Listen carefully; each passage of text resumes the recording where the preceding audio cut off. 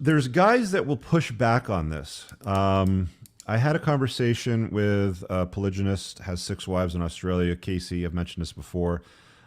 He's of the position that it doesn't really matter because all women go through a hoe phase, and that he's mentioned that he's found that women that were virgins when he got with them, often, no matter how good he is to them in all realms, whether it's in the bedroom or in life in general, taking care of her, will at some point step out because they haven't had any other experience. Funny argument that he made was something along the lines of, what did he say? Oh, if his D is so good, then this guy's D must be better. So let's go and explore. So that's one angle that I've heard. That's not been my experience, and that's not what the data suggests. The research that's been done on marriage and men and women sticking together to raise kids over a long period of time is pretty clear. Women that have a large notch count and started accumulating notches younger in life. So let's use 2 examples. Becky, who started accumulating notches at 14, and when you meet her in her late or in her late 20s or 30, let's just call it, she's accumulated a notch count into 3 or 4 figures maybe, is less desirable than a woman that started to accumulate notches at 23 and was only with 2 guys. The data on this seems pretty clear.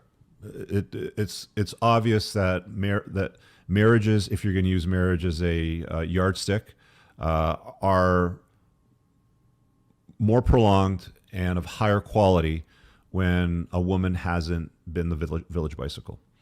The percentage of your chance of having a divorce and her leaving, and women initiate them 70 to 80% of the time still, by the way. Women still get 70 to 80% of the custody orders. The vast majority of wealth flows from the father to the mother. So if you're going to take on the risk of all this, I don't think that you want to do it with a chick that's got a large notch count. The argument that makes the most sense to me is if you're going to have a disagreement and she's been with 100 guys, what's going to stop her from saying, well, F this guy, I'll just go to 101, right? Because she's conditioned. She's used to moving from guy to guy. There's not a lot holding her to the guy. So I think that purity matters. It's one of the things that I think that you should vet for. You're not going to get an honest answer. You're not going to be able to sit her down and be like, okay, so tell me, how many guys have you been with, sort of thing. You have to establish it through lifestyle. Was she with one guy for her entire 20s when you met her at 30? Okay. If that's the case, chances are it's probably just a very low notch count, like 1 or 2. Okay. If there's a total absence of a long-term relationship in her 20s, and she spent it traveling Europe, backpacking Asia, through Australia, working on cruise ships, traveling around the country, you look at her social media, and every photograph is of her traveling to a different place, sitting in front of a plate of food that she probably didn't pay for, that looks rather expensive, on yachts, on private jets and exotic cars. She's been around the block. You kind of establish it through lifestyle. Some guys will be like, oh, well, just ask her and then double or triple the number. Okay, fine. That's one way to do it. The bottom line is her past matters to you because your future matters to her. Am I going to be able to preside and protect and provide? Good. I'm glad that you see that as valuable to you because it is valuable. But did you, and I want to know her past, did you run around? Did you share your body with a lot of dudes? Because that's not desirable for a whole bunch of reasons.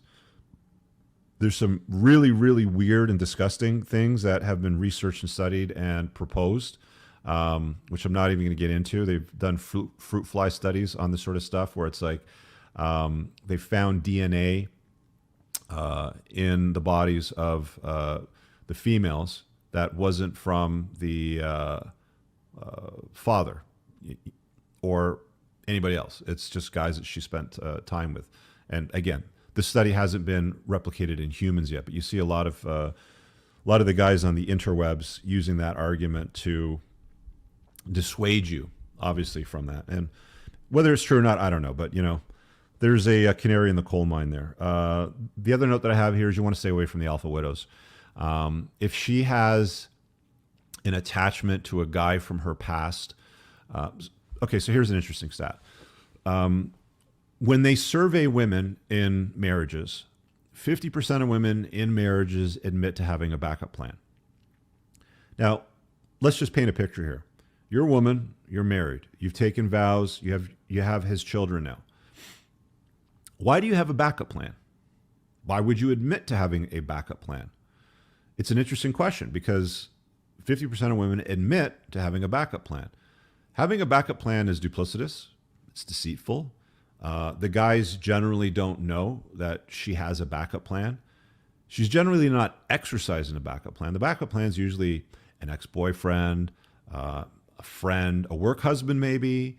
What else do they call? Even gay guys sometimes too. You know, they'll be like there's a lot of dudes that will use what's called sneaky fucker game to sort of like get into a woman's orbit. And there's any number of ways to do it. They can play the friend zone. They can do any number of things. This is very common through much of the animal kingdom, actually. There's a lot of sneaky fucker game out there where like males will sort of sneak into the female sort of zone. And usually they pretend to be a female or they'll disguise themselves somehow.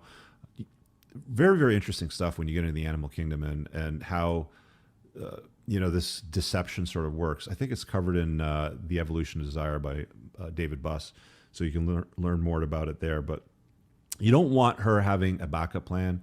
You don't want her having a connection to any guys from her past, especially guys that she pined for, that she failed to lock down. The definition of an alpha widow is a guy that she was either with or wanted in her past, but was unable to secure him, and he got away.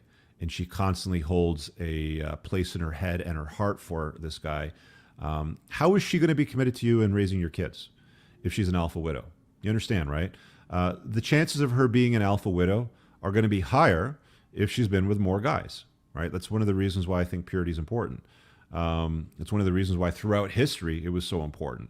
And for some reason today, it's not. We just tend to look the other way because we've been told to look the other way, and it doesn't matter, which I think is bullshit. I think that's really bad advice. So there's that. We talked about alpha widows.